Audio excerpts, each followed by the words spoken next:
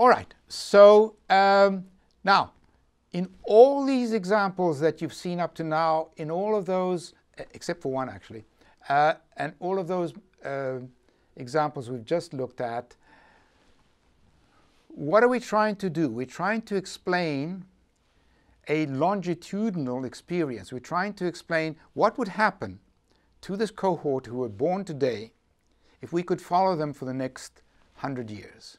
Okay? What would happen, how, at what rate did they die off, etc., etc., etc. Now, as we said before, we can't follow them for 100 years, so what do? We follow, what do? We follow what Halley said to do, and he showed how to use cross-sectional data to infer this longitudinal experience. Now, what about if we did have a longitudinal cohort? What about if in fact we could follow people until they died, or until the event that we're interested in happens? So for example, it might be failure of a treatment. You might, some cancer patients, see how long it takes for them to fail, which might not be death, and it might happen soon enough so that you can study the time. And so, for example, you might want to compare treatments, etc. So another approach to all of this is to follow the cohort longitudinally. Now, I said that you had seen an example of this, and that is the sticks. So when we looked at the sticks, we actually, those 10 sticks, we actually looked at the situation where all of them died. Okay, so this was the survival curve for all of those. And this is what we'll come back to, and this is exactly what we'll be looking at. So what we're going to do now is look at survival when we're going to be applying these methods to a sample. So it's not a population, we have a sample, and we'd like to apply these methods to a sample. So, for example, here is a study, an old study, where at the beginning of the AIDS epidemic, they were trying to determine with hemophiliacs who were coming down with HIV infection because of the blood supply. People didn't know how this was being transmitted, and so a lot of hemophiliacs came down with HIV infection. And the question they were asking in this aspect of this study was, is there an age effect on survival beyond being diagnosed with AIDS? So what they're looking at is the time from AIDS to death. So a patient gets infected, comes down with AIDS, and then dies subsequently. All right? In those days, mortality was almost 100%. So here is a study with 12 patients, and these 12 patients were less than 41 years of age. And here are the survival times subsequent to diagnosis with AIDS. The first one lasted 2 months, the next 3 months, 6 months, 6 months, 2 of them at 6 months, 7 months, 10 months, 2 at 15, 16, 27, 30, and 32. So there are the survival times. So how can we take this information, how can we take these data and place it into our survival model? Okay, and so here we go.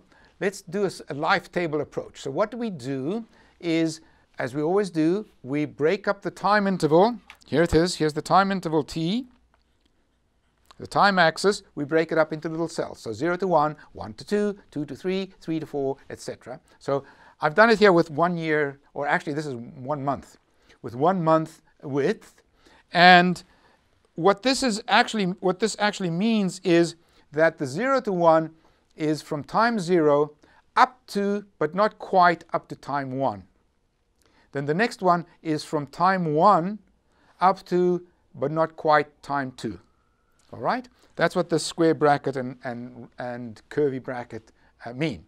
Now, if we look at the number dying, we're looking at number dying at time t, which is the left end of the interval. So we looked, you remember there was 1 at 2 months. 1 died at 2 months, 1 died at 3 months, 2 died at 6 months, 1 died at 7 months, One died at 10 months, and I can't get the others on the slides, so this is enough to get us rolling. So, okay, so remember we did this. Remember, so there it is, the 2, 3, 6, 6, 7, 10. So it's 2, 2, 3, 6, 6, 7, 10. Okay, so I've done transcribing properly, but you can check for yourself. Okay, so now, what did we need to set up the life table? We needed to know the probability of dying in each one of these intervals, right? So we started off with 12.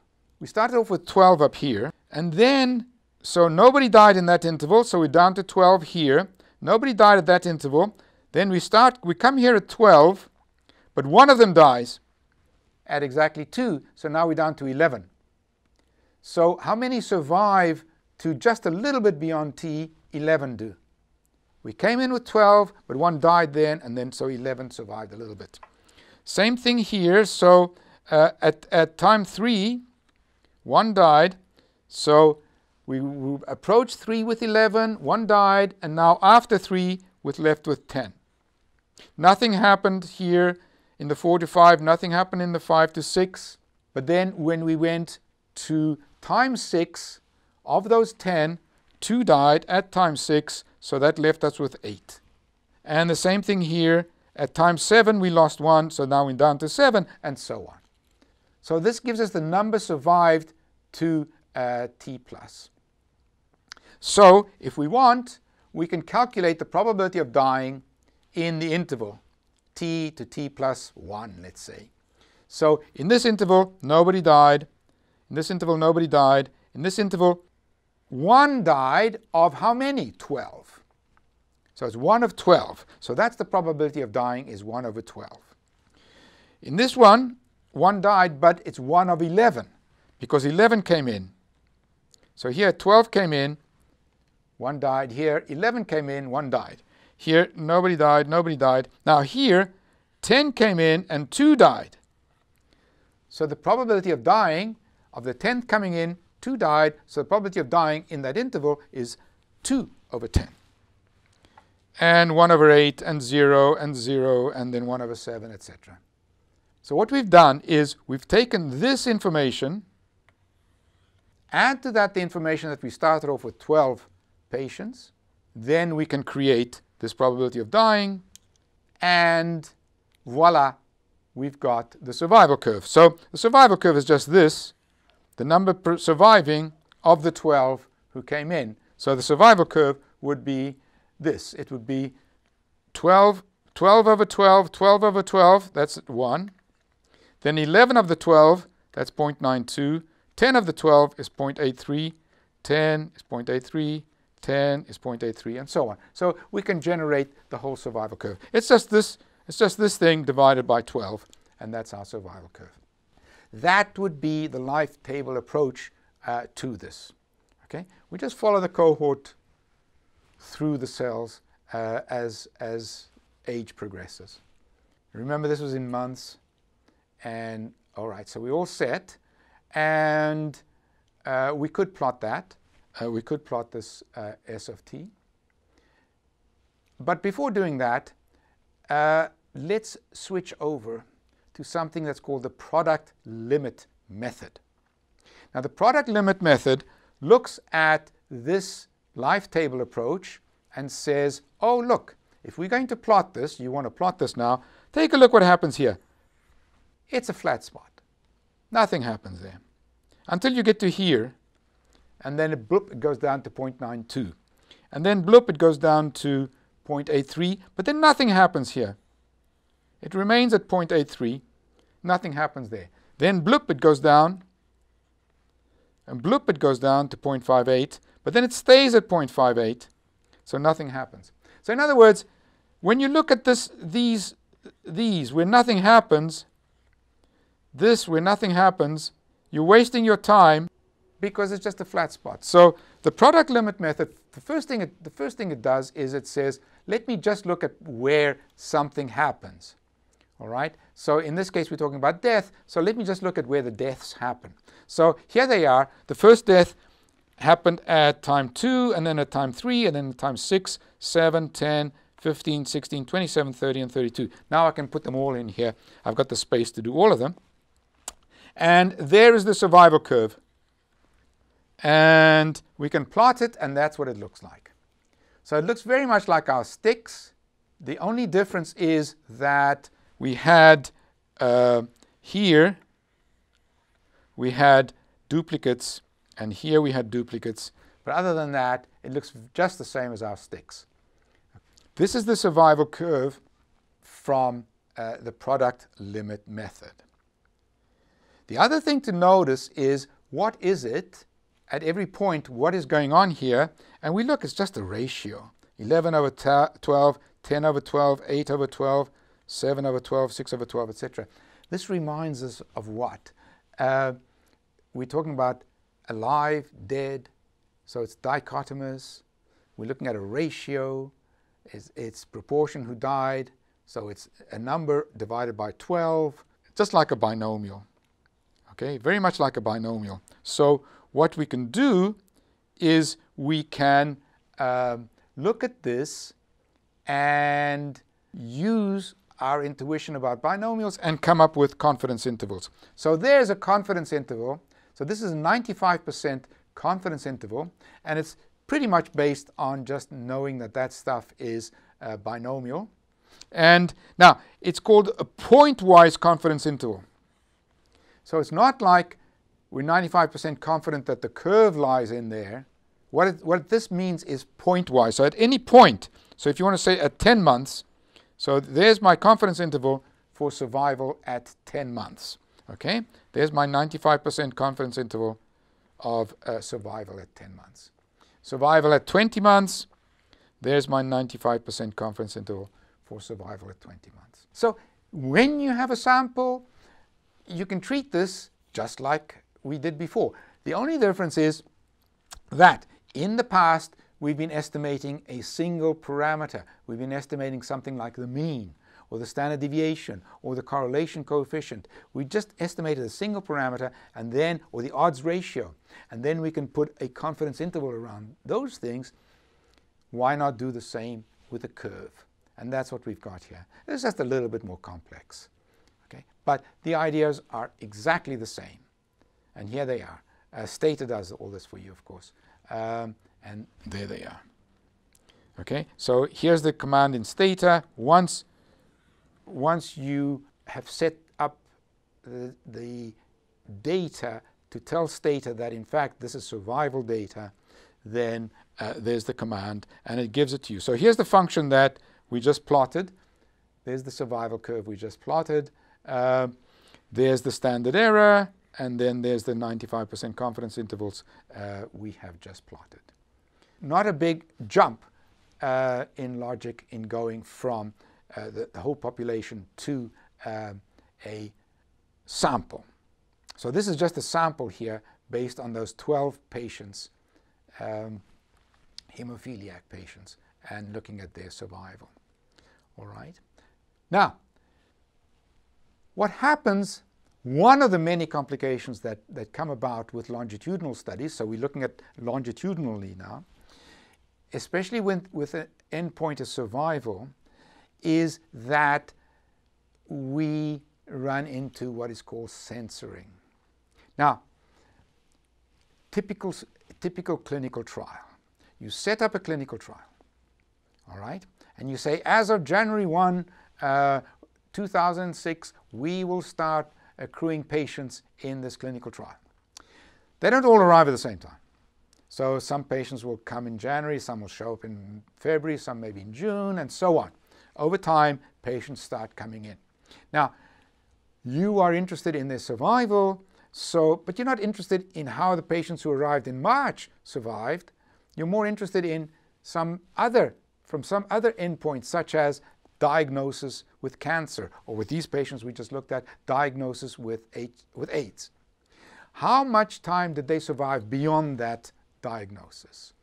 Okay, so what you do is you bring back everybody to the origin. Each one gets its own, each patient gets its own origin, and then the clock starts for each patient over time. All right. So that's one assumption one makes typically, is that that is a legitimate thing to do. So all right, you've done that. Now, the study's been going on for a year. You'd like to see what's going on.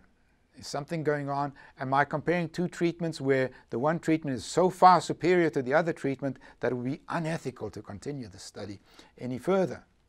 Is there anything that any information I can gather along the way? Or is it that doesn't matter what happens henceforth, these two treatments will never be found to be different. So it's futile. So you do what is called a futility analysis, and you see whether it's even worth your while to continue the trial. Is it fair? Is it ethical? Is it fair to the patients to continue this trial?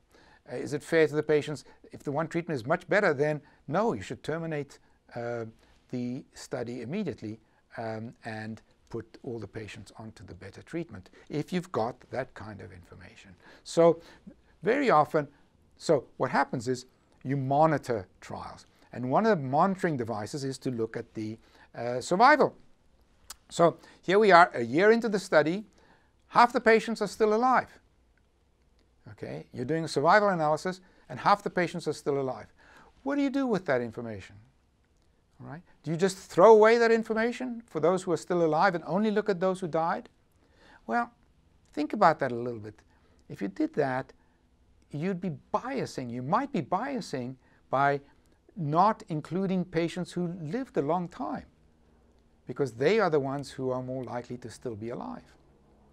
Okay, including those who just arrived, but the ones who started at the beginning are still alive. What do you do about that? Okay, so this is what we called censored observations. And namely, you've got some information. So this patient died after 11 months. This patient was alive after 12 months. What do you do with those kinds of informations, all right? And the answer basically is keep the patient in the analysis as long as you can. So if the patient lasted for a year, for the first year of that survival curve, incorporate that patient. Beyond that, you don't have the patient anymore. So make the appropriate adjustments and so on. That's what we're going to do. So let me do it by example. So let's go back to our hemophiliac patients. And let's look at this. Let's suppose that this patient, instead of dying at 3 months, had left the country at 3 months, had moved to Australia or something. Okay? So, lost. Okay? But we know that this patient was alive after 3 months, but nothing beyond that. Same with this patient. This patient was alive after 10 months, but we don't know anything beyond that. All right? So now what's going to happen? Well, we can't say this anymore.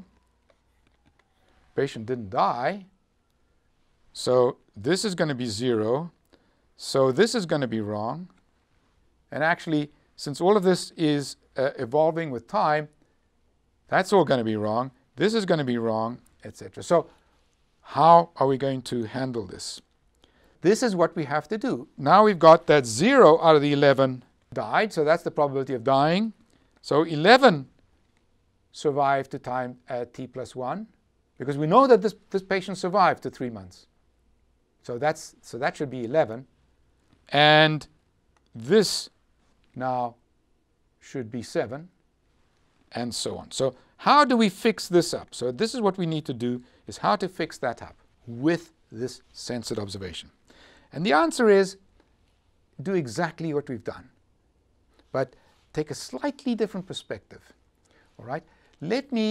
Now, what I want to do here is I want to introduce this extra column here.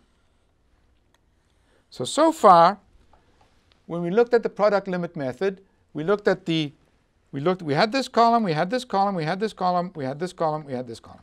But I've now added this extra column, which is the probability of surviving the interval. So clearly, the relationship between these two, if one tells you the probability of dying in the interval, the other one must be 1 minus that to tell you the probability of surviving. So this is just 1 minus that. So this is, if this is 1 over 12, this is 1 minus that, it's 11 over 12. This is 1 over 11, this is 10 over 11. 2 over 10, this is 8 over 10, and so on. So that's the probability of surviving. Now, why am I doing that? Well, let's look at this. Let's think about this a little bit. Let's think about the survival. What's the chances, what's the probability of surviving, say, to 4 months? So that's a number. All right, well, we don't have it on this one. But then what's the probability of surviving to 6 months or 5 months? Let's do 5 months. What's the probability of surviving to 5 months? The probability of surviving to 5 months is the same as of surviving to 4 months and then surviving that interval. We went through this logic when we showed the survival curve. It's exactly the same logic here. So what does that mean? That means remembering all our formulas about how to get multiplicative events and all that, all right? So now here it is. So here we are. At time 0, we start off at 1. Then at 2, we're down to 11/12. How did we get that 11/12? Well, one of those guys died. 11/12 survived. So 11/12 times 1 gives us this. How about the next one? Well, the probability of being here, the 10 over 12, is the same as 10 over 11 times 11 over 12. 8 over 10 times 10 over 12 gives us 8 over 12. 7 over 8 times 8 over 12 gives us 7 over 12. And so on. We can cascade down like that and get the whole survival curve this way. Here's a cleaner way of showing it to you. So you can see immediately here that this times that gives us this. This times that gives us this, and so on. Okay, so you just take the probability of surviving times the previous one, and you get the next one. Nothing new. This is exactly how we did it before, because we did it as 1 minus the probability of dying times the... all right. But this is exactly how we did it before. Now, though, why is this useful to us? Because now, what we've got now is, let's go back to the censoring. So now, the change is that this is 0 over 11. So now, what is the probability of surviving this interval from 3 to 6? What is the probability of surviving that interval? Nobody died in that interval. Sure, one guy left the study at 3, but in the interval, nobody died. So the probability of surviving the interval is 1. It's 11 over 11. The same with this interval here. The fellow who was censored at 10. What happens between 10 and 15? Nothing happens between 10 and 15. What's the probability of dying between 10 and 15? 0. What's the probability of surviving between 10 and 15? 1. So the probability of survival is 7 over 7. All 7 who started that interval, who were alive at the beginning of the interval, are alive at the end of the interval. There was one extra fellow who went to Australia, but that's it. All right?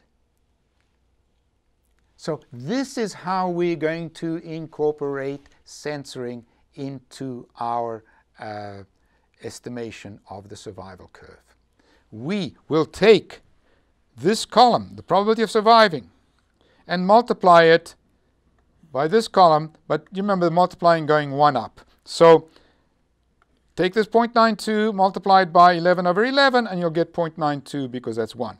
Then take that and multiply it by 8 over 10. There it is. So that's 8 over 10 multiplying that, and that gives you 0.73. Then take the 7/8 from here and multiply that by 0.73, and you get 0.64, and so on. And you just work your way down like that. This is called the product limit method. It's also called the resultant curve.